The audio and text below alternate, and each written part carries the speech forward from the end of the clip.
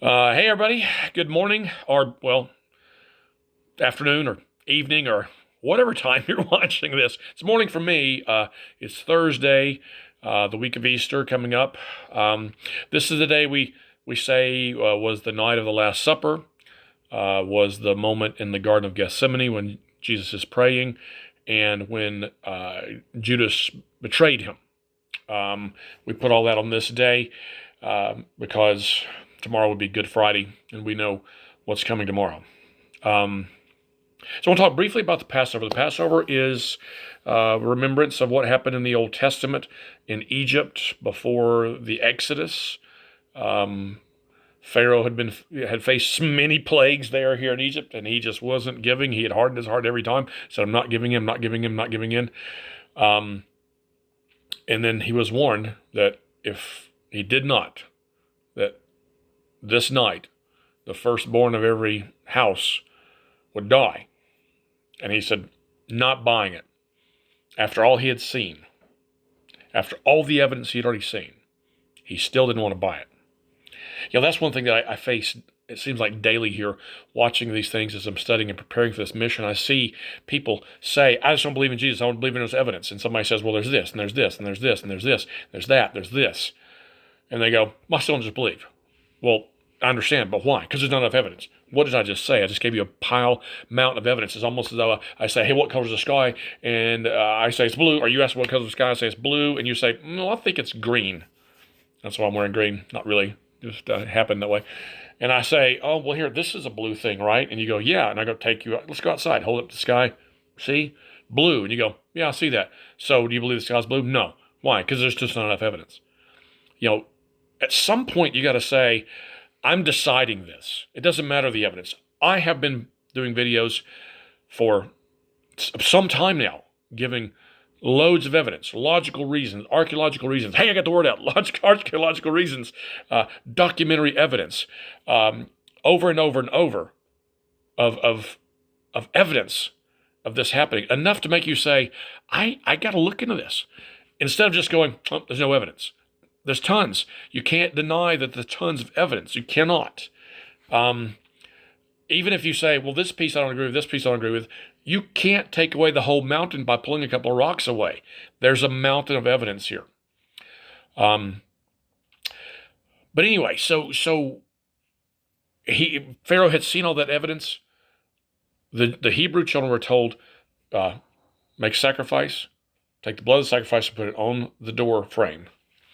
And that night, the death angel comes through. We don't even know what that means, but we understand that what happened was the firstborn of every house that did not have the blood applied died that night. So Pharaoh let him go. Now you could say, well, I don't know, I believe in that. Well, you do have to believe in the fact that Pharaoh let him go because that's a historical fact. There are many references to the plagues in history. So, yeah, you still have to say, maybe I should look at the evidence. Maybe you should look at the evidence. Maybe you should look at the evidence. But anyway, so now they're having the Passover feast. This is where they remember this. This is what the Jews were doing, had been doing for some time, where they remembered this happening, this Passover. And they come down, this is what we call the Last Supper. Jesus is sitting with his disciples, and he says, I have been so looking forward to this moment with you. And because now he's about to tell them, let me explain to you what's about to happen. He tells them he's going to die. He tells them that his body is going to be, broken for them. He tells them that his blood is going to be shed for them. He makes that clear. He takes the cup with the juice. He prays over it and says, here, take this. And he says, I'm not drinking from this. I'm giving it to you to know that to represent, to take my blood into you, to take my forgiveness, my life into you. Same with the bread. Broken the bread. This is my body. This body is broken for you. And he gives it to them and says, here, eat from it. From bread and from juice, nothing changed. Nothing is suggested in any scripture that this actually changed. When he said, here, this is my body, he didn't say, look, it magically changed. There's no reference in any scriptures where they say, they took a bite and went, wait a minute. Oh, this doesn't taste like bread anymore. There's no reference of that. So if that's what holds you up in believing, Don't let that hold you up. There's still an evidence of Jesus dying and an empty tomb. Something you need, those two things you got to look at. Those are historical evidences. You have to look at those and say, what do they mean? Other than saying, well, I just don't believe it because there's so many other religions, so many other things. Yeah, we've already covered that. If you want to know, if you haven't seen it, go back and watch. This is not a copycat. This is not similar to anything else. Anything else that tries to copy it, that's a different thing. That's just a perversion of what truly happened. But this happened, and this is historically referenced by more than just the 4 source historical documents in the Bible, by over 150 other documents outside the Bible that reference this. This has got to be something that says, maybe. But he does this. He passes it over, and they take and he explains to them what's going to be happening. This is also the night where Judas leaves and goes to we'd line up with the people to say, here, let me take you to him and point out to you who he is. There's the moment in the garden where Jesus is praying. And he says, if this can be taken from me, please do. But if there's no other way, thy will be done. You have to see here, because clearly with the power of the miracles, and clearly with the power of the resurrection, and clearly the fact that Jesus says, I and the Father am one. He who has seen me has seen the Father. Jesus was God, but God limited his power to be able to be here and be human, and to see what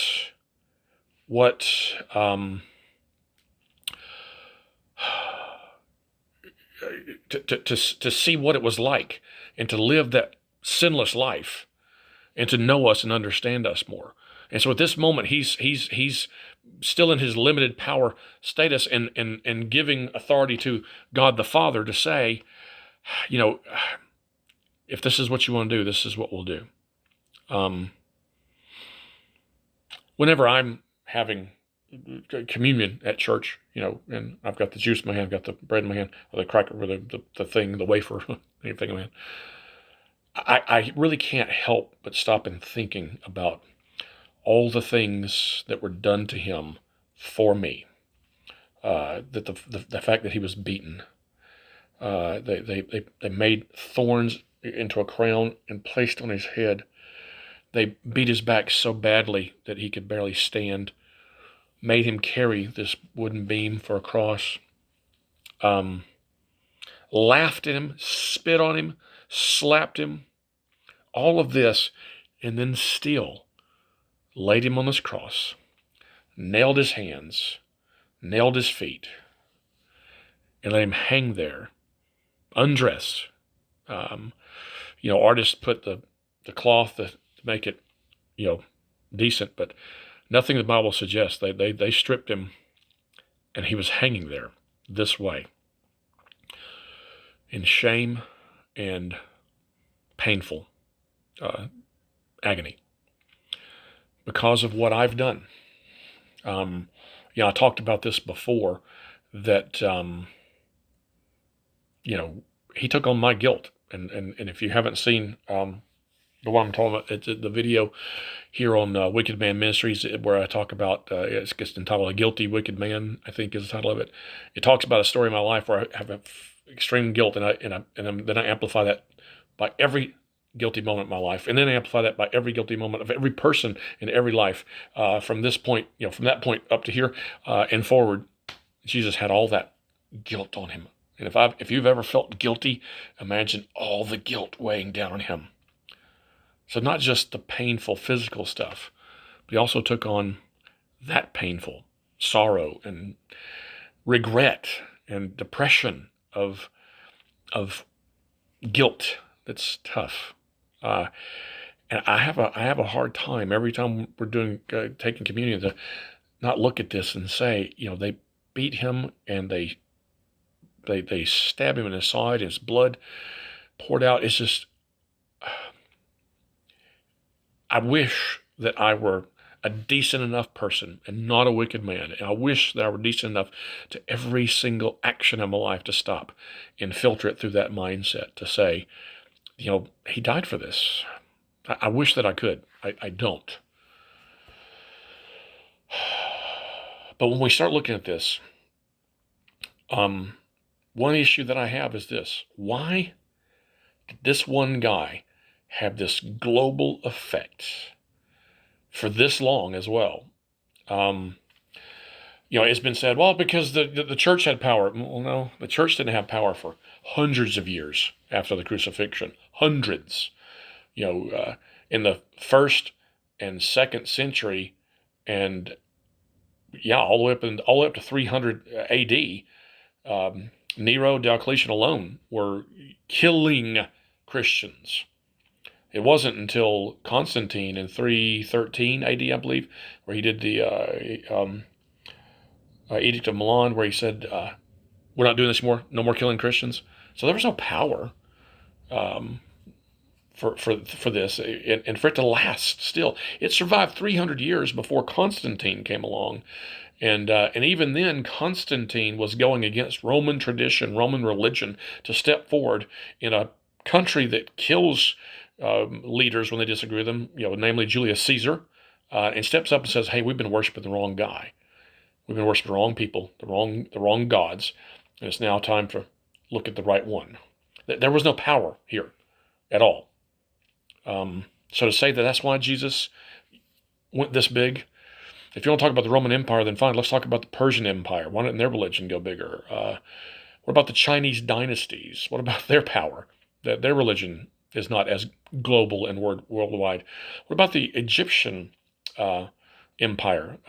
They were long before the Roman Empire and way bigger, and their religion did not. I'm not saying that there are not those who still worship some of the things that the Chinese and Asian countries do. I'm not saying that. What I'm saying is the global change, the global effect, the majority so far, so long from this one guy. You have to say, maybe in light of all the mountain of evidence, maybe this is also evidence as well. I need to stop and look at this further. I need to stop looking for reasons to not believe and start looking for reasons to believe, and see if I've really been fair to myself in saying, I have plenty of reasons not to believe because I feel this way, I don't like this, I don't like that. You have plenty of reasons not to believe. But have you actually looked at the reasons to believe? Because if you haven't, you truly have not judged this correctly. You've only judged it in what you like and what you feel. Well, anybody can find what they like and what they feel and follow it. But to really know it, you got to look at both sides. Same with free will. See, God made us with free will. We have the option of not choosing him. We have the option of choosing him. Had he designed us to only choose him, that would not have been love. That would not have been free will. That would not have been a perfect creation. If you do not look at the possibility that you are wrong, as I have done, I promise you, I have. The reason I presented this is because I've studied backwards and forwards. And if I come up with something that disagrees with me, I study it. And thus far, I have not come up with a conflict. I really haven't. Not saying, well, someday. So if somebody ever shows up and says, here is proof and evidence that all that is wrong, then I'll have to stop and say, maybe I should look at this. I'm not going to be like, nope. A rational person has to do that. And I'm asking you this Easter to do that, to realize that he did do all this. He did take all this for people like me, people like you. And I'll tell you, I'm not worth it. I'm not worthy of it. I am just a wicked man.